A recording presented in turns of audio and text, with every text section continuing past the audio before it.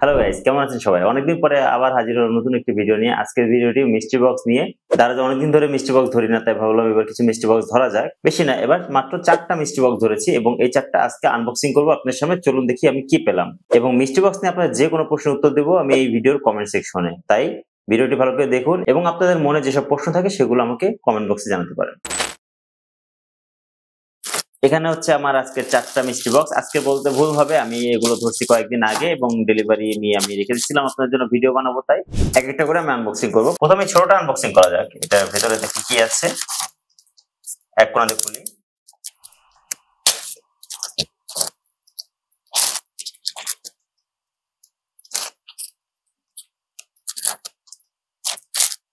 এটার ভিতরে আছে একটা ঘড়ি, সোকি নাম লেখা, সোকি কোম্পানির। এটা জানি না কোনো ব্র্যান্ডের কোম্পানি কিনা। এই কোম্পানির একটা ঘড়ি আছে এটার ভিতরে। মোটামুটি ভালোই ঘড়িটা, একটি আর্মি প্যাটার্ন আছে বেল্টে। এই প্যাকেটে আর কিছু নাই। নেক্সট আরেকটা প্যাকেট, এটা একটু মোটামুটি ছোট প্যাকেট। এই প্যাকেটে দেখি কি আছে।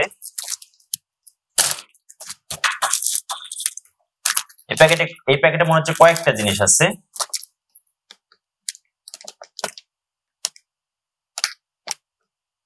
আমি জানি না কিসের জন্য একটা সার্কিট। এটা এক্সআর 330 কিসের সার্কিট, পরে ইন্টারনেট ঘাটলে পাওয়া যাবে।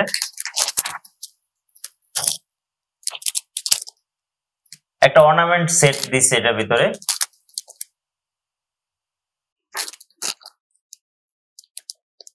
একটা এটা কি আমি জানি না, এটা সম্ভবত ব্লুটুথ হেডফোন। হ্যাঁ, এটা একটা ব্লুটুথ হেডফোন, টেপিং করে আটকানো আছে। এদিক দিয়ে খুলে সম্ভবত, হ্যাঁ ভেতরে। এটা আমার কাজে লাগবে, এটা আমার আসলে কাজে লাগবে। ব্লুটুথ হেডফোন আমার দরকার ছিল।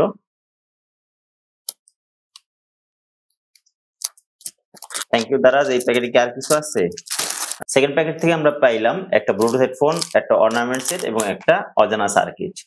এবার আমরা চলে যাব তৃতীয় বক্সে। এটাতে কাপড় কাপড় কিছু মনে হচ্ছে এটার ভিতরে। ও মাই গড, কাপড় এবং কিসের কাপড়? এটা একটা শাড়ি মনে হচ্ছে। হ্যাঁ হ্যাঁ, এক্স্যাক্টলি এটা একটা শাড়ি। যাই হোক, এটা আর বেশি খুললাম না, কারণ এটা খুলে আপনাদের সামনে পরে দেখাতে পারবো না আমি এটাতে কি আছে। এই বক্সটা আমি সবার লাস্টে খুলবো। এগুলো আমি একটু সাইড করে রাখি। এটা একটা বাক্স দেখা যাচ্ছে। বাক্সের ভিতর কি আছে আমি এখন পর্যন্ত জানি না।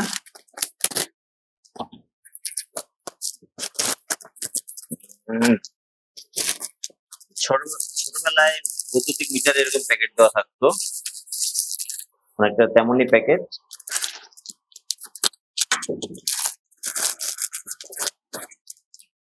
এই দেখুন, বৈদ্যুতিক মিটার কিন্তু এরকম প্যাকেট থাকতো ছোটবেলা যখন দেখতাম। ভিতরে আছে কালেকশন ভ্যালু লেখা, সম্ভবত কোনো অ্যাকশন ফিগার এটার ভিতরে। হ্যাঁ ইয়েস, এটার ভিতরে পপ কালচারের একটা অ্যাকশন ফিগার আছে, কালেক্টিবল।